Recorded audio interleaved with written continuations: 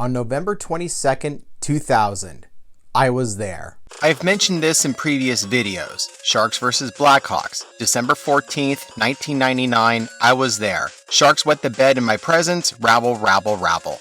When I take a gander at the Sharks' schedule before the season begins, I had a tendency to plan out the season. Who did I want to see? I still had Tuesday nights off from work, so that was always taken in consideration, as was the case of December 6th when an old rival came over. It capped off a day of Christmas shopping that night. However, on the eve of Thanksgiving, I got an extra night off work and I saw who the Sharks were playing.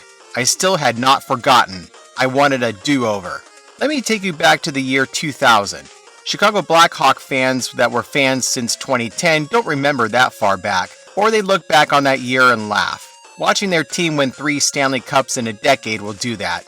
But there was a time the Sharks were an up-and-coming Stanley Cup contender and the Hawks were a league doormat.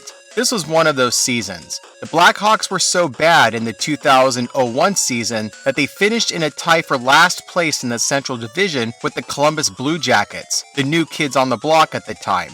I'm sure you're familiar with the St. Valentine's Day Massacre that happened in 1929, right? 72 years later, at the United Center in Chicago on a Wednesday night, the Sharks began their annual February road trip. Another St. Valentine's Day Massacre happened on the scoreboard as the Sharks buried the Hawks 7-0. The Blackhawks had Alpo Suhonen as their coach. He lasted 1 season as an NHL head coach. He had to call it quits due to his health.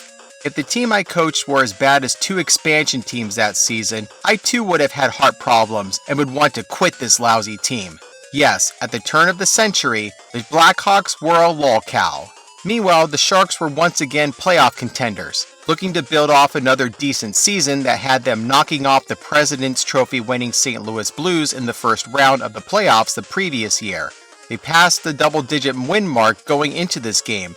A 9-game unbeaten streak over a period of 2.5 weeks helped them get there. They were 2 points back of the Phoenix Coyotes for the Pacific Division lead. Then again, they were in this same position the previous season. We all know how that ended.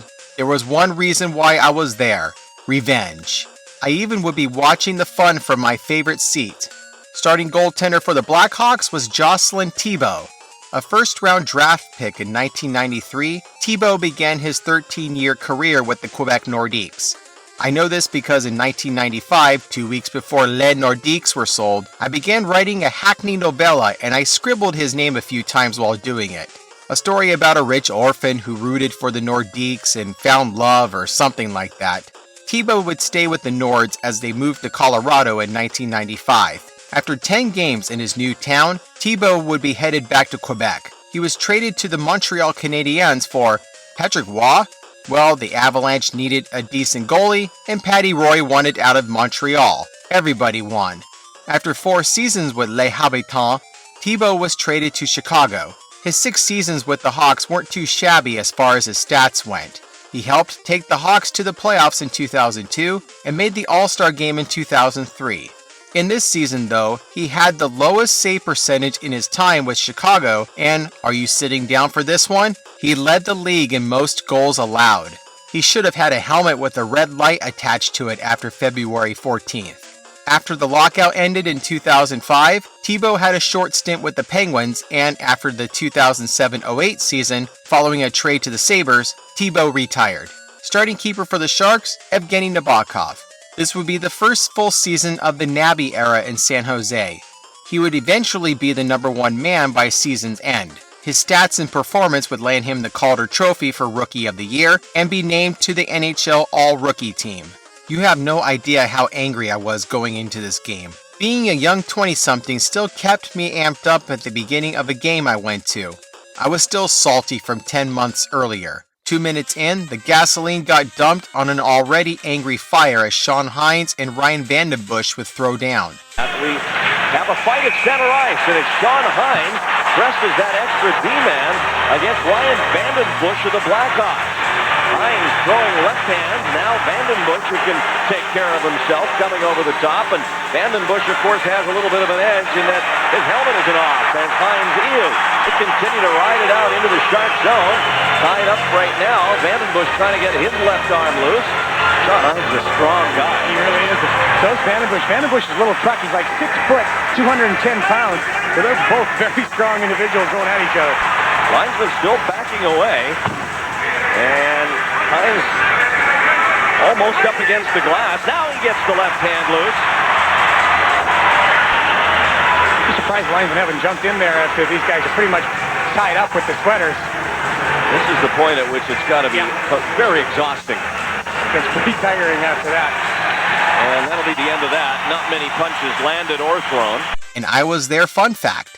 On that infamous night in 1999, I saw my first live hockey fight.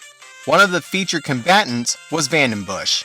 Later on in the period, one of these teams finally found the net. Having him dangled in front of you and then losing him. Nolan, a great move and a great goal! Wow! They get a little pass there, and Owen Nolan with a sweet move and a great shot. If he gets an opportunity where he's going to be able to shoot the puck untouched, he's going to put it in. Bobo got burnt. Vincent Damphus and Jeff Friesen got the assists on Nolan's fancy goal. There was a lot of rough stuff going on in this game. That was one thing I liked about the Darryl Sutter years of Sharks hockey. There were always a few players on the Sharks roster that could deal out some damage. More rough stuff happened after a save by Thibault. Here's Damphus, wraps it around. Thibault's got it covered. And now Vinny Damphus roughed up by Spacek.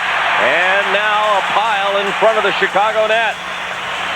Speaking of tough customers, midway through the second period, the Blackhawks would tie the game after a renowned enforcer named Bob Probert found the net.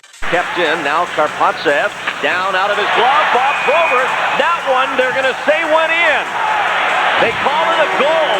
Now Nabokov out to argue. The light never came on, and I would suspect they're going to take a look at this. Or did he? Everyone on the ice wasn't sure except for the refs. Abby couldn't believe it. Sutter wanted a second look. This would be under review, and this would be an open and shut case. Strange play. It comes right here as Probert gets it out of his glove. Oh, that did go in. It disappears, doesn't it? Yep. Let's look at the overhead view. This will give you a good look. Post, absolutely in the back of the net. Good shot, guys. Getting assists on this crazy shot were Alexander Karpatsev and Yaroslav Spacek. Headed to the third period, all tied up.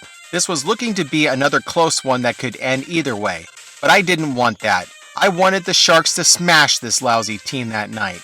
The Hawks were doing fine keeping the game level. That was until the Sharks went on the power play. Michael Nylander would be called for slashing. With seconds left on the power play, Damphus would pick up some loose change. Stewart up high to Suter. There's the one-timer by Nolan Stop. Kept in by Suter. Here's Stewart. He'll rip one. Didn't get good with it. Score! But Gary Suter keeps the puck in at the blue line, and then it comes right back towards the net. And Vincent Damphus, the benefit of a puck that's just partially blocked by Kevin Dean. Damphus slides it just past the outreach glove of Thibault. Brad Stewart and Ryan Suter's uncle Gary got the helpers. Later in the third, Chris McAlpine would be called for hooking. Here was the Sharks' opportunity to add some insurance. 90 seconds later, 1994 playoff hero Stefan Matteau would blast one by Thibault to add to the lead. Ragnarsson to the far side boards. Here's Matteau. He scores!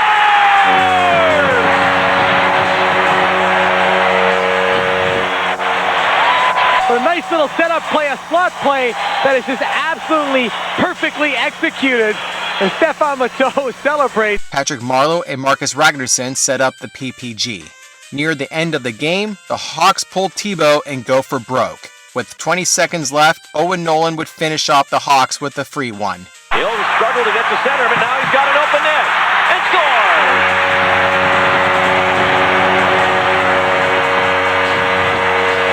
Look at him just outrace Karpatsev. Damphus would record another point with an assist. Well, here are the last seconds of a result I was itching for after nearly a year. Fourth of the year for Nolan, his second tonight, an unassisted goal, and this one is about to come to a very pleasant end here for Sharks fans. Nabokov gets another win, another game where he allows fewer than 2 goals, and the Sharks win 4-1. I walked out of that building on Thanksgiving Eve with a huge smile on my face. While the Sharks swept the season series against Chicago, 2 of those games went to overtime. Even this game would have gone either way. But that slaughter on Valentine's Day in 2001, I think that was the Sharks showing off who was better at the time. I came to the arena that night seeking revenge, and I got it when I was there on November 22nd, 2000.